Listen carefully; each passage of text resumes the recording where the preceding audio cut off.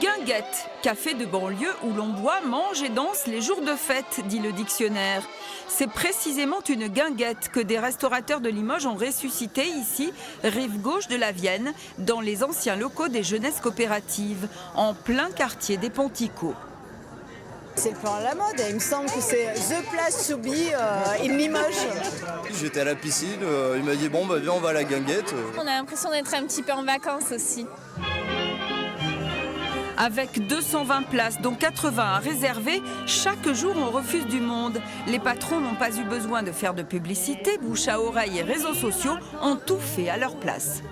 On a été surpris de la réaction des Limougeaux pour venir nous voir. Donc on est obligé de limiter à cause de l'épidémie de Covid. Mais on est satisfait de voir tous les gens remplir tous les soirs la guinguette et de passer un bon moment. Des guinguettes en bord de Vienne, il y en avait plusieurs autrefois, dont une qui portait un nom fleuri. Il y avait aussi donc la crotte de poule sur la rive droite. Les gens de la ville souvent descendaient le dimanche et on disait qu'ils venaient s'acoquiner sur les bords de Vienne en venant boire quelques verres de vin blanc et en dégustant une friture de goujon.